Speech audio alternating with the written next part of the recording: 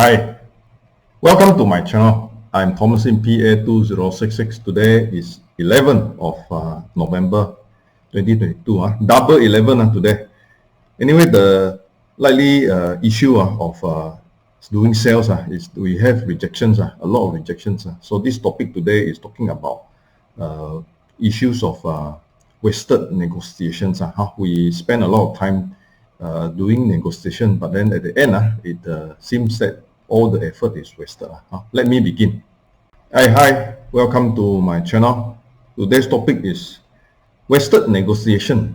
I'm Thomas in PA2066. Today is 11th of November 2022.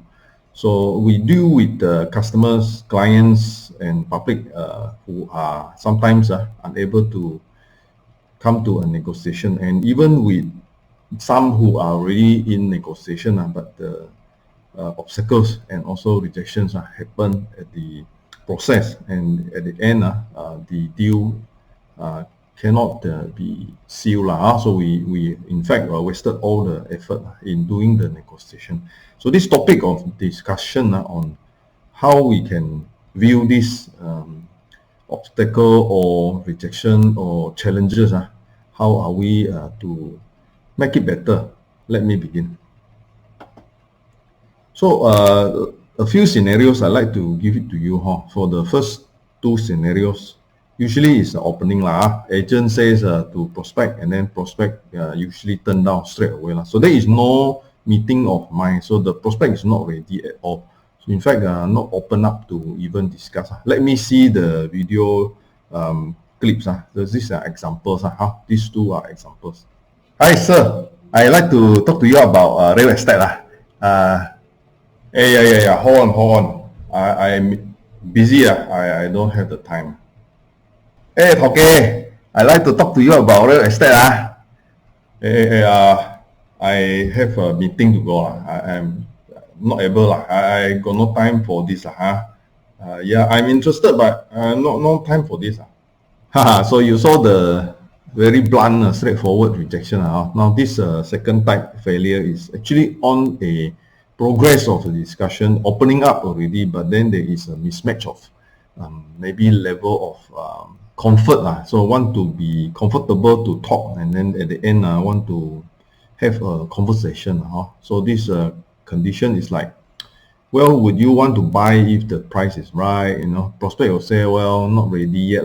So there is a communication, but the level of comfort is not there. So the prospect is not opening up yet. So let me give you two more examples. So these two examples in the video clip. Hey, good friend, it's long time no see. Hey, you know that I'm in real estate. I like to talk to you about real estate. Oh yeah. You Thomas, right? Thomas, hey, good. I heard that you are in real estate also. Yes. No not now Maybe another day Hey, hi. I am recommended by John.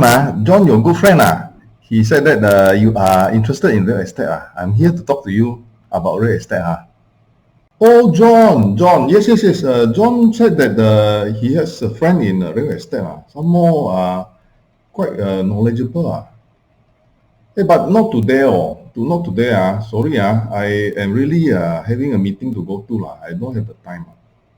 So okay, we saw the two examples. So you can see that time wasted in that sense. How you talk to your customer, in fact, wanting to negotiate, maybe wanting to open up to you, but then at the end, wasted all the effort.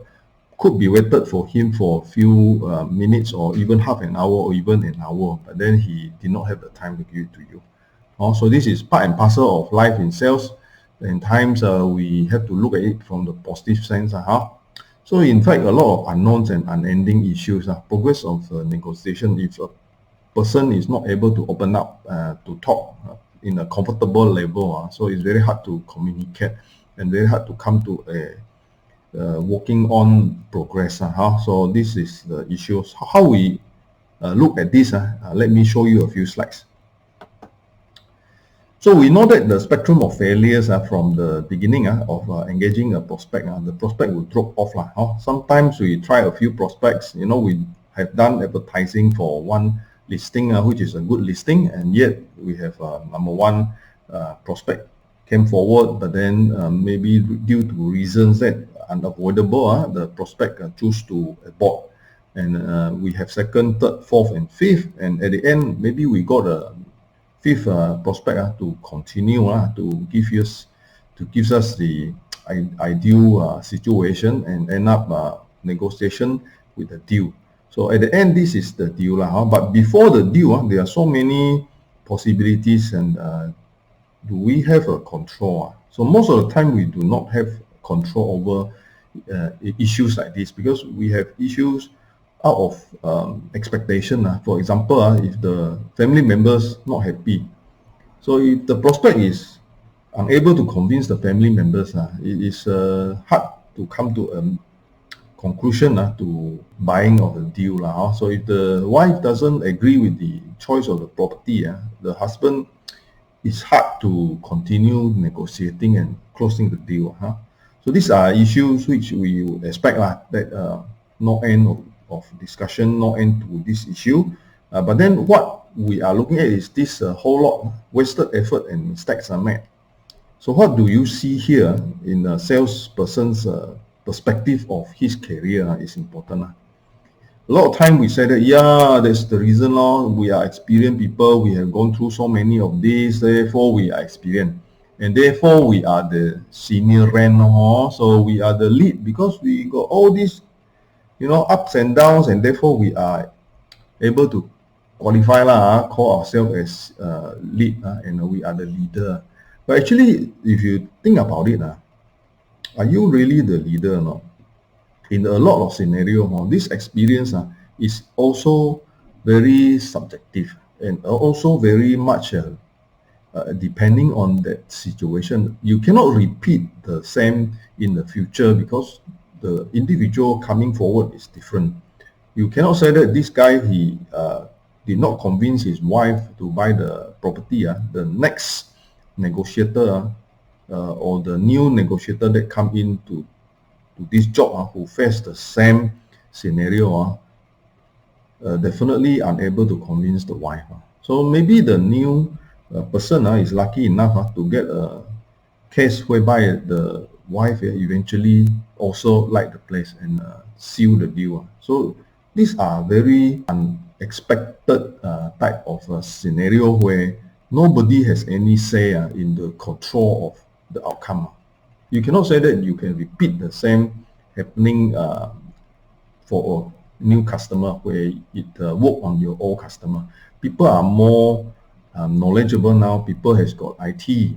At the end, what you can do is that this period of unknown or unsettling, open-ended experience, you can put it into a data. How to put it into a data and make up a brand for yourself is what is the topic today.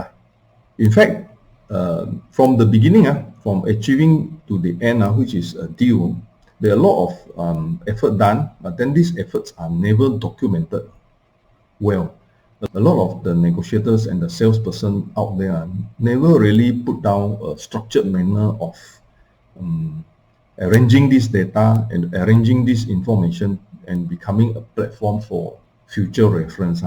So this issue of having a strategy in how you want to carry out your job, and then at the end, even though there are efforts that put in but not able to yield or produce result at that moment, this particular effort has its role in the data, and then in the sense that this platform would be collecting this data, capturing the future potential of this purpose. And this form of data and form of structure is in fact built upon years. I would like to maybe say that this is directional in the sense that you need to think about it from a overall picture of which direction are you going ahead. A structure of mean to an end, whereby you group all your listings, even though the listings has been sold or rented, this listings has a value in the data to assist and also able to give an analysis for future decision making. So this is called info technology and protect. So platform is a physical thing and it groups data over time, and the more the data that is grouped inside this platform, the better it is used for decision making for a future deal. And this is value creation, and because most people are Me Too negotiator, they will not do this type of data collection, and at the end, what happened is the 20 years that the person has, in fact, is just in his mind, in his loose arrangement in the handphone, but never in a structured way of presentation in the platform. So this is about our ongoing quest for marketing and promotion of our brand. A lot of time I will use this example. So I have gone through online system, and I also put my online study in the diploma and estate agency examination into an online system. So as I walk through the online system myself, I also have a platform which collect all the information on this past year exam and past year question answers, and therefore it can be used for future candidates who want to sit for the same exam. So this is a very straightforward example. Similarly, on the part of index, contract2you.com as well as the findhui.info platform, they are my listing websites, and they collect my listings as well as some of my writings. So all this data structured manner of presentation eventually over years will be accumulated to a level which may give me branding, give us differences in the presentation to our potential clients. This data capture is an ongoing advertising platform as well, and it serves also as a pool of data for future references and analysis. So my conclusion is that all this cold calling, in fact, a lot of effort onto getting the right customer to come forward. All this we have to think about in terms of where are we going to put ourselves. So I used Simon Sinek's why, what, and how as to think about why you want to do a platform. What do you want to achieve, and then how are you going to do it? I'll start with why.